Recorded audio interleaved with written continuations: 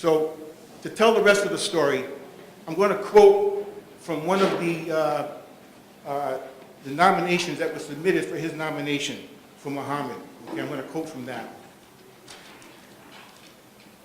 So during one of our conversations, while he was a student at BCC, Mr. Conte told me about one of his experiences and observations at a local nursing home. That's where he was working then. The nursing home residents had no visitors, and he expressed sadness, not only about their loneliness, but also about their total dependence on virtual strangers to meet all of their physical needs, such as quadriplegics who can't even feed themselves. So this person goes on to say, when I learned this summer from a segment on CNN about Mr. Conte's team project, I was not surprised. According to that report, the device, this is a device that with eye contact, it engages a robotic arm, just with eye contact. Okay? This was intended to provide some kind of entertainment like Facebook for quadriplegics. But Mr. Conte soon realized that this device could be designed as a tool for paraplegics to feed themselves. This device was actually brought to one of the patients in Fall River, and the patient was quadriplegic was actually able to feed themselves with this device. By looking with the eye to the object, the robotic arm retrieves like the food, and the person can feed themselves. Now, should this device that him and his team created be marketed, and it is right now in the patent process, okay, it would be a significant contribution to the community of thousands of people with severe handicaps. I would like to present this year's Distinguished African American Alumnus Award to Mr. Muhammad Conte.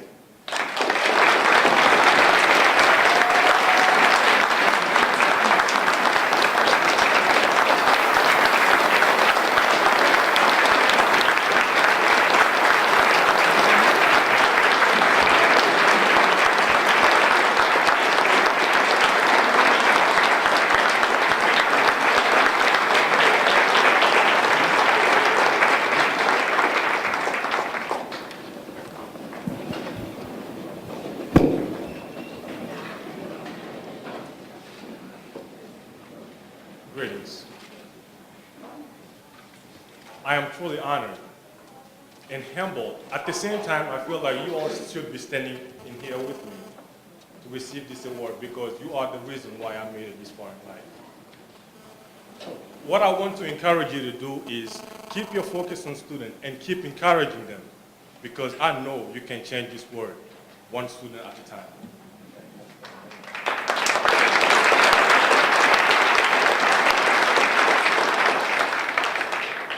I'm going to cover two things today, the acknowledgement and the next step I will take from here. The question I've been asking myself for a while is, how did I get here? It turns out that there is more to that answer than just trying, passion, and hard work. I am the recipient of what Malcolm Gladwell refers to as extraordinary opportunities and hidden advantages that enabled me to make sense of this word the way I do. For instance, when I was an international student, one of the troubles that I used to have the most was to come up with the money for the tuition. Now, thanks to the BCC Foundation, Jen, even back then I thought she was part of the BCC Foundation, Diane West, Kelly, and Jackie. Oh, there you are. And Jackie, who was always ready to help me when there was a need. Even when I transferred out of BCC to another institution, I had the same problem. But unfortunately, I didn't have these folks with me, Diane, Jane, and Kelly. So I found myself fall out of status. One Friday morning, a gentleman called me by the name of Tim Harvin, I still remember his name, from the Department of Homeland Security, saying, it has been brought to my attention that you are out of status and you have 2 weeks to leave the United States. Failure to do so would make you a subject to deportation. For those of you who are not aware of that word, deportation, it's the most frightening word of an international student, especially for somebody who wants to get it done. Nicole Haney, I haven't seen her this morning, but she became my social worker, making phone calls after phone calls, suggestion after suggestion. And during the first conversation, I still remember when she said, "This would be such a shame because you are so brilliant." Now, whether she really believes this or not, whether I really believe this or not, I did not want to prove her wrong. So I find myself striving to be successful, to be worthy of her confidence in me as well. Many of you said similar things to motivate me. So I would like to take some time to thank him publicly and personally. Thanks to Anthony Uchi, where it all started with, he influenced my choice of the engineering curriculum. Thanks to Nicole, who not only for her guidance, but she really encouraged me. Ron Weisberg, he gave me a job at Task, and he was ready to co-sign my student loan, along with his wife, Pat.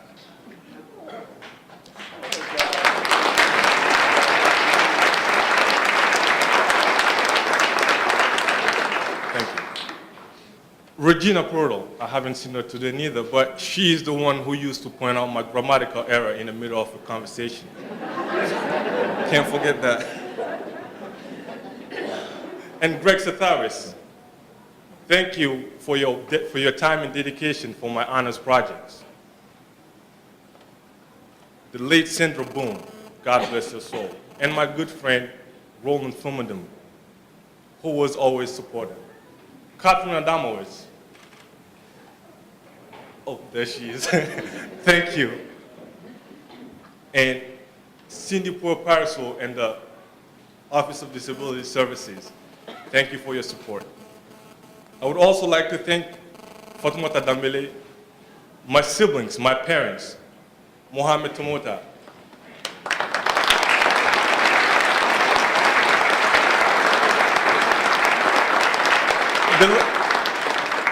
the little Adama and Patos. Thank you.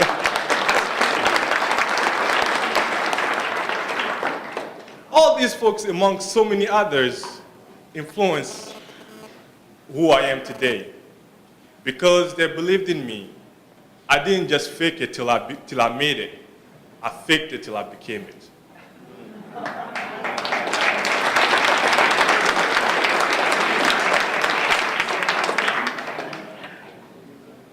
Looking forward, I'm scared. Scared because I have to maintain this momentum and do great things so that you don't look back on this award and say, oh boy, was this a mistake? Now, that's not about to happen because this award would give me the credibility and the exposure that I need for my future projects. As far as future project, I'm still working on iCraft, the device that he just mentioned. It will be available to the public, and the next version will dazzle you. Also, I created a non-profit organization, a project called iNerd. iNerd stands for New Education for Radical Development. It would empower young Malians and encourage them to be innovative to create a long-lasting economic growth. The iNerd would change Malians from passive technology users to active makers of technology that would impact the community. Because I understand nobody can find a solution to their problem better than themselves. It will then promote a constant innovation by rewarding innovators and providing them with intellectual property rights. Because I believe only when intellectual property is firmly protected and the innovators are properly rewarded, that innovators will start sharing their knowledge. They say in order to predict the future, you have to take part of its creation. I predict an Africa with an industrial revolution, which will then stimulate a lasting economic growth. Simon Sinek said, if you talk about what you believe, you would attract those who believe what you believe. I hope I was able to do that today. I would like to leave you with a thank you, not just for this award, but for listening to me and making me who I am today. Thank you.